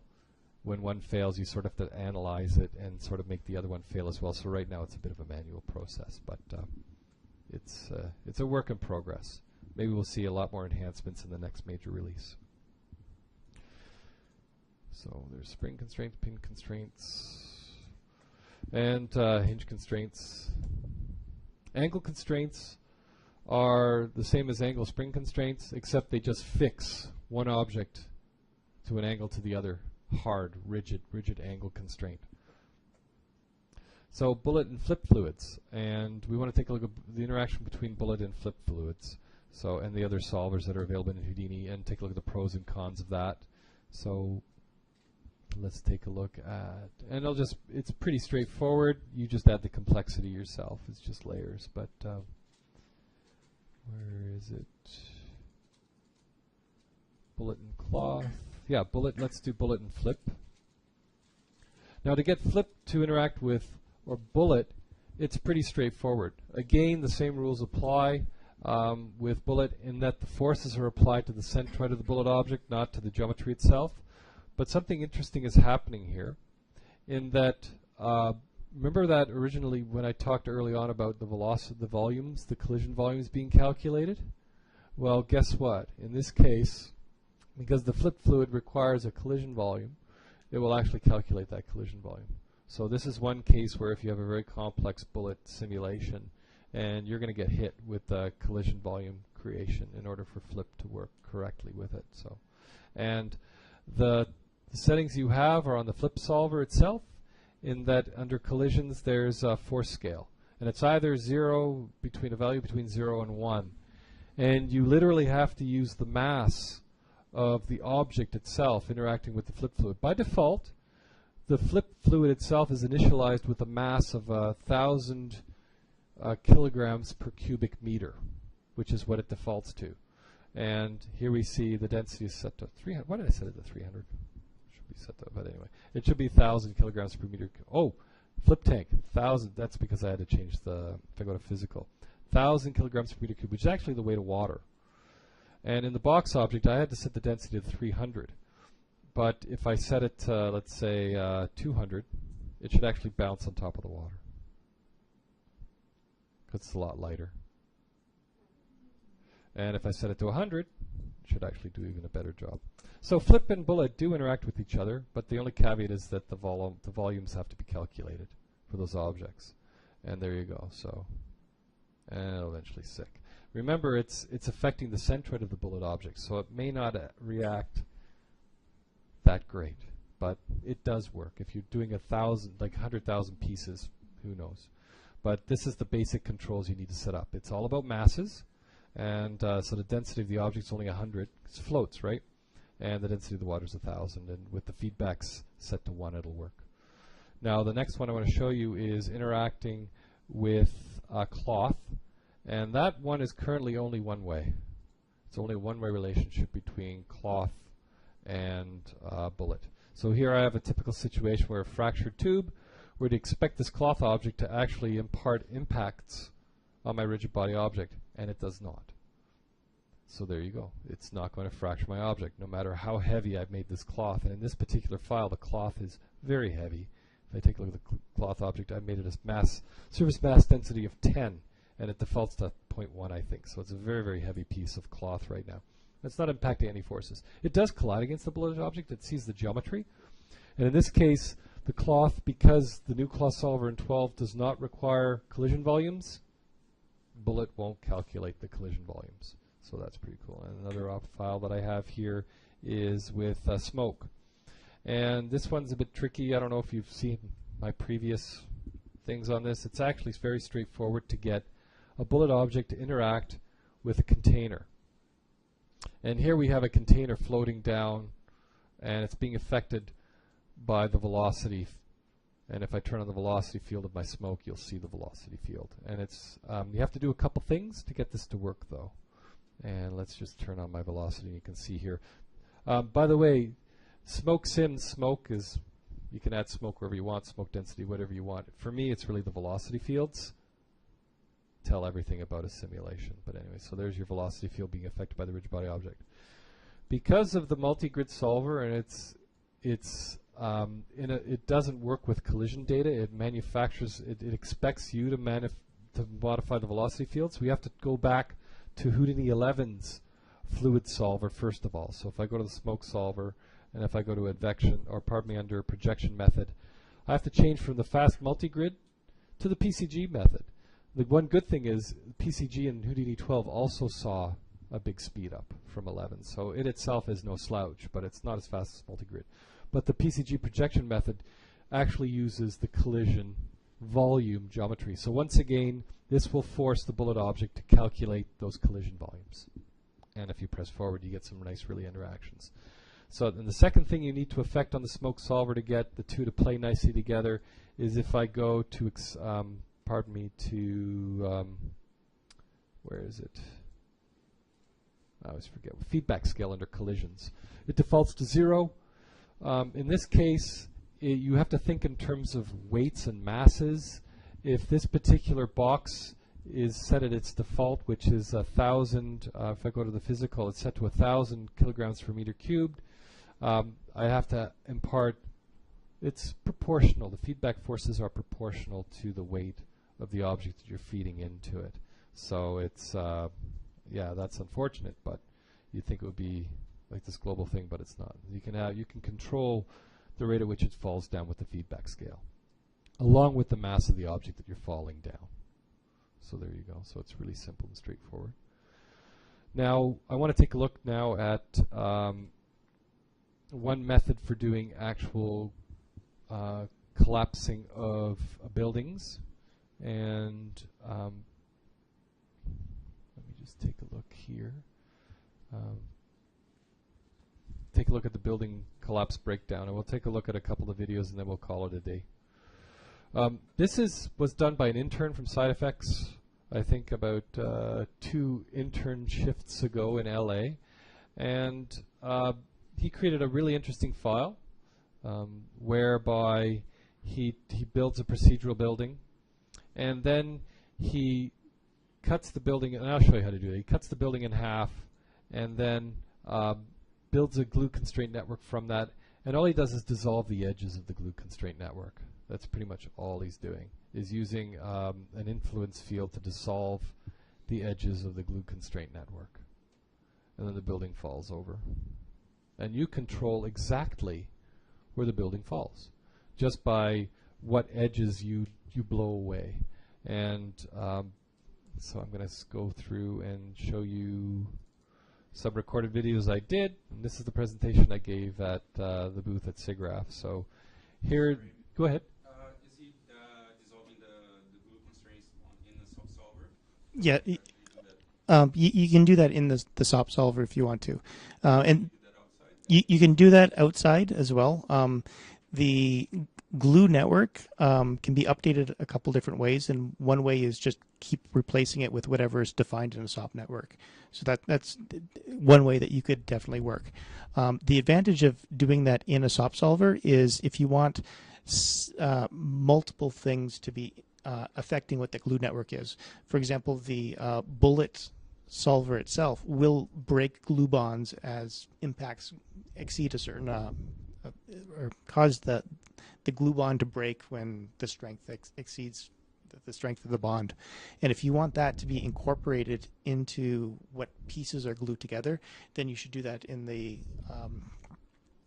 SOP solver, because it'll grab what the current state of the glue network is and then use that as the starting point for your SOP network to manipulate. Yeah, here's a file that I created to explicitly show that. And as I said, there's a lot more files in here that I have time to show you tonight. They're all going to be fully commented and very illustrative as to how and what you can do. But this is exactly what's happening in a much more simplified file. Again, I have my glue constraint network, simple bridge. I built the constraint network, and we can see the constraint network. It's in blue because I'm using color. There's my SOP solver logic that I'm using to dissolve those edges. And as I said before, I literally copy and paste this over to my glue pieces as well, where I can actually visualize. If I hide everything else, I won't cook the DOP network. But here I can actually visualize what it is that I'm actually doing. And then I just copy and paste this over when I'm good to go. But in this particular case, I'm bringing in an object merge of just an animated sphere. And that animated sphere, I scatter points inside of it just because it's really good for attribute transfer. It's probably more efficient to use the attribute from volume technique and turn it into a volume, whatever you want to do. But in this particular case, I'm just simply animating this sphere. So this could be parented to an object, could be animated doing anything else. And all I'm doing is I'm transferring over just a couple attributes, strength and CD. And then I attribute promote CD to a primitive, and then I do some grouping, and then I dissolve those edges. So if I take a look forward and you dissolve the edges, you get rid of the constraints. It's that simple. And then I take this network and I pasted it into in my DOP network into my SOP solver. And it's the exact same network. And yeah, I ignore the errors. And in my attribute promote, I'm just going to make sure I got minimum. And minimum versus maximum just means that it just erodes a lot faster. So that's what I'm doing. I'm just simply removing those primitive edges. And you can completely tightly choreograph what goes when just by manipulating that glue network. This approach was used originally by Digital Domain when they did all the building destruction for 2012. They knew Bullet was just an amazing thing that could just make stuff move, and it did it in completely implausible ways. I mean, if you take a look at 2012, the buildings falling down, if you got your DVD and you just step forward frame by frame, you just laugh your face off. You see some of the stuff that gets passed off. But what they did for the larger buildings is they needed an awful lot of control. So that's why they came this idea of creating a constraint geometry network in Houdini, or whatever else they use. And then they just simply say, well, I want the top just to go away. And they just dissolve those edges, and each primitive defined what glue relationship. And just releasing those edges, I think they also used some constraints as well. They had their own version of Bullet implemented in SOPs. And so they would just basically peel faces of the building away. But that's how easy it is to do. So it's whatever logic you want to do to dissolve all of this. It's quite easy to do. And you can choreograph it very tightly. So let me go back to the building destruction. So in this particular file, there's actually 3 different parts to it. The base RBD simulation, creation of the dust, and the debris. And each one in itself is cached off to disk. And I'm just going to quickly really go through this. This is just how many ways have I built a procedural building? I don't know. I'm bored of it. But anyway, I just built a procedural building. I just needed something, so I whacked something together in 5 minutes. So I just created a quick procedural building that I could change the number of floors, number of windows, just so I could play around with it. Now the idea is I take a box and I cut the building into 2 halves. So one half is going to be passive, and the other half is going to be active. And the active part is going to have that glue constraint network on it. And you can see here I cookie the front and cookie the back. And I'm just stepping quickly through this movie because it's pretty straightforward for you guys. And I fracture it. I only fracture the front half with that model tool. Add a ground plane, and then I basically add a static solver for the back part of my building. And because it's Bullet, I really don't need to build the volume representation, right? It would just calculate the constraint network for me. And then I build the front half, and you can see I've already added the glue network to it. And so that's pretty much straightforward. And then it's just a matter of how, this is just showing you just a basic Bullet sim. Actually, I should pray for it because it looks okay. And there's my basic Bullet sim falling down. And this was recorded on my old Mac, which only was single quad. I got a dual quad now, so it's literally twice as fast. And so go forward and override with SOP. So now I'm just affecting the strength of the glue network to see what the different options have available to me. And welcome to Bullet. Now it pops up. Now that pop-up, there's actually been, you'll notice that initial pop-up. And that's, you don't get that anymore with Bullet. As of, I think about 3 weeks ago, we fixed a couple bugs that deal with this instability, and that initial pop-up just doesn't happen in the latest builds of Houdini. So you got to read the journals every week, right, to see what's changing. And I keep on going forward. And here's my glue constraint network. So now I'm starting to work on the actual glue constraint network and building the logic that I use to dissolve it. And it's your typical attribute create. So you initialize some color attributes, and then you do an attribute create. And in this case, I create a strength attribute. And then I have my sphere, or whatever logic I want to use. It could be any object you want. You guys know Houdini, you know how to create these things. And I put a mountain node on it, and then I actually create another strength. So I initialize my attributes on the left-hand side, initialize them on the right-hand side, and just do an attribute transfer based on that growing object. And from that, you have a very tight control as to how things actually go. So, and that now you can see the glue constraint network, how it's happening with that object. So, and you can see how it's growing from the bottom up. And I can control exactly where the building is going to start to fracture. So it's really easy to do those sorts of things. And what does it look like? And these are the attributes that you can affect. There's strength, half-light, and propagation rate. So you can even control the propagation rate. So some parts of your building can have the fracturing or the dissolving happening a lot faster, and other areas being a lot more rigid. And now you can see that I can start I can fall the building wherever I want. So it's really easy, really controlled. And that's why I'm saying sometimes you just want Bullet to run unconstrained. Other times you want to put it under the control of a glue network, which I consider to be a straitjacket. So there you go. So that's the one. And then for moving forward, and let me go here, this part 2. It's all about the smoke. And I told you Bullet rigid body objects interface with smoke. And with that, I can just bring in the rigid body pieces, and I cached it to disk. And then I can use that results of that Bullet simulation to affect a fluid container if I want to. And I'll just go really fast through this because I know we don't have much time. Bring the building pieces in, and there's the details view of all the data that's moving forward. Oh, I just do some simple logic. There's all kinds of things you can do as to whether or not the pieces are going to affect my velocity field and generate dust. And probably the easiest way to do it is just to say, are the pieces moving? So I just built a really simple velocity threshold, which is the VOPSOP. This is if a piece has a velocity greater than a certain threshold, it's going to start to emit smoke. And then I control the rate implicitly that way. And so those are the pieces that are generating the smoke. Really basic logic. And as I said, the files I'll have, I promised them for SIGGRAPH, but they are ready to distribute right now. So this is the rigid body simulation in conjunction with the smoke. And the third part is debris.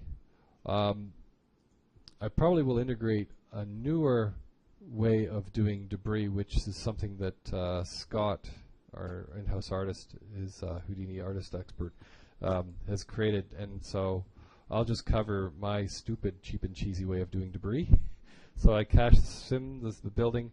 I've also cached out the velocity fields when I did my dust simulation. And those velocity fields are used to affect the debris field. And all I did is I'm just looking for unshared faces. So there's a couple options in the fracture and dynamic fracture object that allow you to quickly isolate areas that have become unshared. And then those edges become sources for dust emission. And that's the part that Scott's created a much more robust way than the 20-minute method that I came up with. So here's my point clouds that are being affected by that velocity field that I cached out. You can see they're just blowing about. And also being bounced about by the rigid body objects. And I keep on going further forward. I copy template the points. I will distribute these movies, by the way, as well. So you can actually watch them and slower and watch them, but I'm just sort of quickly going through them. And there's the debris field. And all I did is just created 10 different instance variations of debris. There's the CMI VFX tutorials on generating debris. There's just yet another way of doing it that I show you. Basically using those points from those faces as a separate bullet simulation. In this case, it's an instance bullet simulation. See the pieces falling down, so there you go. And then the building breakdown, which I showed you before. So now this one makes a lot more sense. So here, you can actually see exactly where he's dissolving the network now. He just builds his constraint network. You know exactly where he's got his little sphere that he's expanding to dissolve the network. It's right there, right in the center. It's right there. And you can see how the constraint network is how he's dissolving edges as he goes along. Really easy to see that. Now the next time you watch 2012, a really close look, and you can almost visualize the constraint networks that are in there. One more thing that I want to add before I put the files out is, and it's the last file I probably want to show you guys, is what happens when you want to simulate really thin objects, like glass shattering. It's a problem. And Bullet, as you would imagine, we have, or there is a solution inside of Houdini that sort of does that, and there's your constraint network. Now, it took 10 minutes to generate this constraint network, so it's not trivial. And some constraint networks might take 10 to 15 minutes to evaluate. That's why you lock it. When you got a good constraint network associated with your initial fractured rigid body object, you lock that software, you save the geometry to disk. And you don't touch it anymore, because updating it is a 10-minute wait, yet again.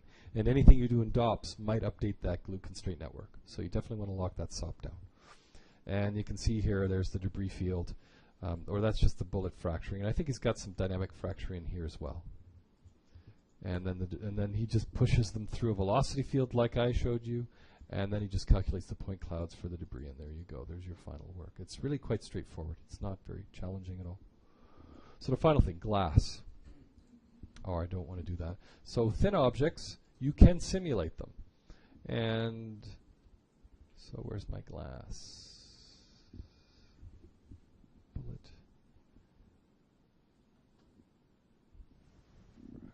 Falling glass, there we go. So this particular file shows you how you can simulate very thin objects. And with consultation from Derek, I realized very quickly why I was having so many problems with intercollisions with thin rigid body objects. And the answer lies in, and I got a nice note in here, by the way. So initialize my glass panes, and I give you a nice link that shows you the actual masses of things. If you like doing that, I think it's worthwhile. Set proper masses for glass and concrete and stuff. But anyway, initialize my glass plane. And the bullet data, I can turn on the guide geometry, I can turn it off. But essentially, if I turn it on, I turn wireframe on, you'll notice that it's pretty much the thickness of the glass I'm actually setting to the collision padding factor, plus a very, very small amount. And that's how thin a bullet object you can create. So that collision pattern, remember I showed you very early on, it's the actual factor that we use to shrink bullet objects down, and then we add an adjustment factor back again to sort of, so that they collide properly. They collide on faces, but they themselves won't explode or think that they're interpenetrated. So, and what I did is the glass pane in SOPs, I just did a copy-paste reference of the collision padding in my glass pane object. Where did I use it? In my poly extrude there. And you can see the poly extrude is doing a channel reference to the actual parameter times 2 times 20% margin. And that seemed to work pretty good. There's still a little bit of interpenetration. I think that has to do with oversampling and the sheer amount of very, very thin objects with hardly any geometry in there to collide against. But yeah, you can see here there's a lot of sheet of glass that I'm adding. And so it's just a simple file that shows you how you can collide a whole bunch of glass panes together. And as I said, the thinness is determined by that collision padding value. So if you want to try thinner pieces of glass, go ahead. Reduce the collision padding tolerance, but you might have to increase in the DOPS, in the rigid body solver, in the bullet solver, you might have to increase, where is it? I'm in the wrong SOP, let me go to there. If I go to the rigid body solver, I might have to increase the number of substeps. But remember I told you that it seems 20 for me, 20, 25. After that, it starts going south again. So try playing with the substeps. Maybe increasing the substeps to 20 might help solve some of the interpenetration issues. One thing that will help the interpenetration issues for sure is to go up and oversample the entire DOP network. So, and there's your sheets of glass that are falling. So very, very thin rigid body bullet objects falling down. So that pretty much finishes what I wanted to cover. We talked about a lot of the basic parameters about Bullet. Essentially, Bullet is a really simple solver. And you have to do some homework around it, some work around it to get it to do what you want to do. So I guess I'll open up to questions if anybody has any questions. I think it was last year when Frog was coming out, you helped us try to, with Brian and me, we were working on shattering character. And we ran into a lot of issues, pivot point issues and speed issues with the old RBD solver. Correct. And Jeff Late mentioned that Bullet would be a solution to the speed problem, but he also mentioned that Bullet doesn't or likes deforming geometry even less than the RBD solver. Actually, that's Has that been resolved or well. Okay. So the question is about deforming geometry and how well the bullet solver handles that, and if that's any better than what the RBD solver has. The bullet solver does handle deforming geometry. The support for that has been improved in the last couple of weeks. So if you tried it longer or before that time, then try it again.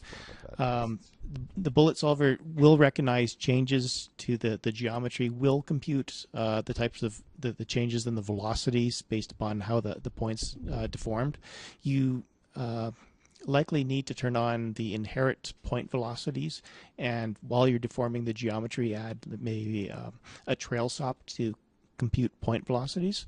And once you bring that into Bullet, it should be able to recognize the deforming geometry, be able to figure out what the correct velocities are, and be able to handle that. the big issue was the pivot point that as soon as a glue object or fractured object loses its glue parent, or Yeah. use the initial the pivot point from the initialization, and so we had to kind of find a way. Yeah. Yes.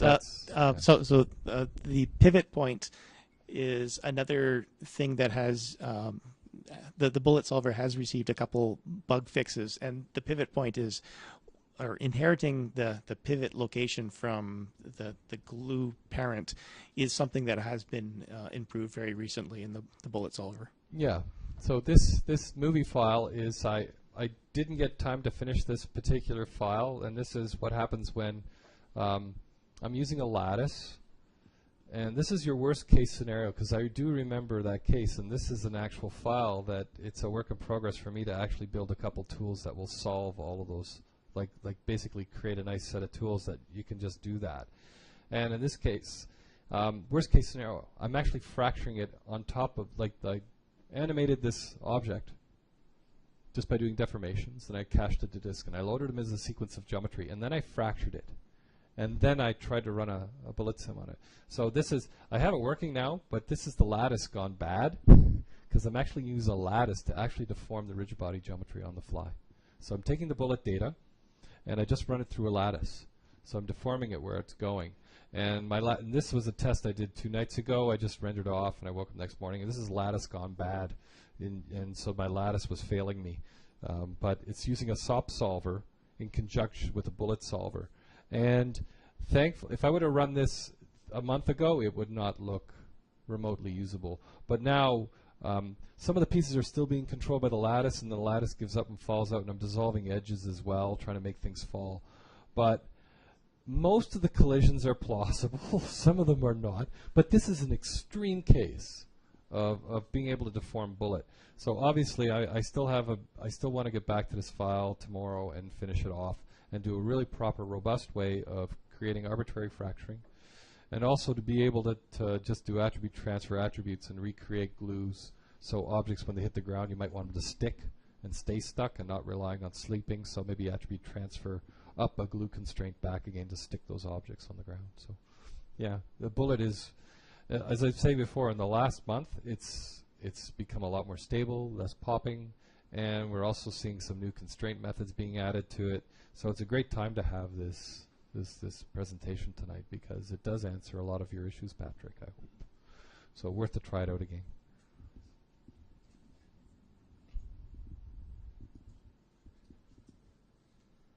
Oh, it's still sitting. More questions? Is there a sort of a roadmap for the bullet implementation? Like, is it like one thing that I worry sometimes is that, like, just like these dynamics engines, every day there is a new one. Like, how long should we expect to have bullet as like the solution in Houdini for, like, is there some foreseeable future where we'll have to learn the next engine? Okay, I'll take that. So the question is basically, how long do we think that the bullet solver is basically going to be kind of the solver of choice for doing rigid body simulations, and we're not going to switch to another, I guess, rigid body solver that appears? Well, that's an issue that's happened in the past. That originally Houdini had our custom RBD solver. Several of our customers have taken a look at the Open Dynamics engine and requested kind of support for that. So we integrated the ODE solver, and after a few years, many of the customers decided that this other open source rigid body solver was much more robust and much easier for them to control and had better performance. And they all kind of moved towards using the bullet solver, and that's why we picked that up. I don't envision, or within the next few years, that there's that we're going to move away from the bullet solver to a different rigid body system. Most of our larger customers actually chose bullet because of the behavior that they get out of it, the speed and the ability for them to control it. So this is something that our customers have basically decided that this is the nicest one out there right now. And out of all of the other rigid body systems that I've seen, this is the one that the vast majority of people working in this field have basically decided is the one that behaves the best for them. And I think that there's enough kind of support from these people looking at it that it's going to have quite a future. Yeah. And it plays very nicely with our own rigid body solver as well. So, you can use our rigid body solver for those hero objects that are very close in frame. And that is a very valid, so I would say that the chances of you doing a blind rigid body sim and having plausible results with doing very little other than setting correct masses, and the next morning taking a look at the results and go, yeah, that's what it should look like, compared to bullet, where you might have to do quite a few iterations, as I showed you, before you get something that looks great for a hero object. Use the solver that will get your shot approved to move on to the next job. And bullet is great for midground and background objects and just getting stuff to move. And it does handle certain things a lot better. Our own I think our own rigid body solver, where we might contemplate putting constraints in there, I don't know. But this is just one more file I want to show you. And it has to do with super sampling. It's just a question asked to Derek was, what about collisions and oversampling? And he just built a sim file, which I actually built as well. In this case, I have a sphere that's being projected at this wall at 200 meters per second. We can see that bullet has a lot of difficulty resolving collisions that pass right through the objects. So again, the only way to solve that problem is the number of substeps, right? You got to increase the number of substeps, and then you can actually see you get plausible results. Now remember, I said also when you set it to 100, the higher you go, it's not necessarily going to give you the best results. In this case, 100 might give you a better result. I don't know. But what I would probably do is maybe set it to 20, and then balance that up by setting the sub-steps up here to maybe 2. And I told you 2 already gives you twice as accurate a result as doing 1. So now you get the very fast-moving object actually colliding against this wall in a plausible way. So yeah, that's another thing you find out with bullet is you get missed collisions. So again, it's worthwhile to test smaller parts of your large assemblies first to make sure everything works, and then add the rest of your geometry. Some more questions? Just, I mean, half of selling bullet is what you're putting into it, like the fractured pieces. And earlier, like, everybody kind of sees Vernoy for what it is, and sometimes don't like the shapes that it makes. And earlier, you mentioned easy way to kind of have better edges around your Vernoy pieces. Rougher edges. More realistic, rougher edges. Yeah, that's in my bridge here. And I forgot to show you that. I said I was going to show you that, and I failed. Typical me. So let me go back to here. In the bridge object, the roadway, it's all, right now it's up to us to do it. Maybe it'd be better. But in this case, all I'm doing is I'm roughening up the geometry. See here, you can see here I'm adding noise to the geometry. And then I also add a mountain, I don't know why. But then I do a Voronoi fracture on the noise geometry. And then I use a point sop to bring back the rest position. So this is the technique. Then it works quite well. Take your box or your geometry. Add texture by face. If you don't know about texture by face, learn texture by face. It's a great way of just slapping UVs and world space on there. And if I put a UV quick shade on there, you can see it. Not too many people know that texture by face will actually give you world space UVs. And where did it go? I have no idea. It was there for a flash, right? There we go. So it actually adds, so you know what a Houdini unit is right now, because the UVs are being repeated by that. And then I add some rest attributes. Then I add a polyframe. The polyframe, if there's UVs present, it'll actually build you a tangent U and tangent V. So for polygon objects, UV by face followed with a polyframe, and it gives you a vertex in the U direction, vertex normal in the U direction, a vertex normal in the V direction of your UVs. And that's in tangent U, tangent V. I attribute promote them to points because VOPS doesn't work with that. And then in here, all I do is I just create some random noise in the X tangent direction and in the Y tangent direction, and I add it. So I'm actually sliding the points on the surface. And because I hacked this together in about 10 minutes, I'm not doing a very good job with it because it's actually changing the dimensions of my geometry, so I need to revisit that and fix that so it's a lot more robust. But you can see now I'm randomizing the points in the space of UVs. And then I simply transform that up, making it a lot longer, and then I do the mountain node on it. I don't know why, it does have no effect in the Z direction. And then I do the Voronoi fracture on that. And then I reconstruct everything back to first principles by using the point sop rest trick, which is as old as 1994 when I was first introduced into it in Prisms, and it still holds up today. So there's your rest, and then you put that into your DOPS. And if you look very closely, if I do the Voronoi fracture and I turn on the visualize pieces, you can see that the pieces now have irregular edges. So that's how you do it. Now you have to be careful because you can't have, remember what I talked to you about manifold objects? You can't have objects that self-intersect. You can't have a polygon intersecting the face of its own geometry because then it becomes inside out. So as long as you stay away from faces that fold on top of each other, you know, points that are sliding on top of each other, it will work. And that's how you do it. Not very difficult. So there you go. Rest, SOP, and UVs. And it's typical Houdini 101. And then, of course, you run that through your DOP sim, and it does what it's supposed to do. Oh, yeah, this is the one I have a question for Derek for afterwards, and I'll have the answer for that later. This is a file that's quite not doing 100% what I want, but anyway, you get the idea. It's doing the dissolved glue over here. It's affecting the strength there, so I can pop it whenever I want. But it's popping a bit too aggressively, and I want to find out why. That's it. Any more questions for our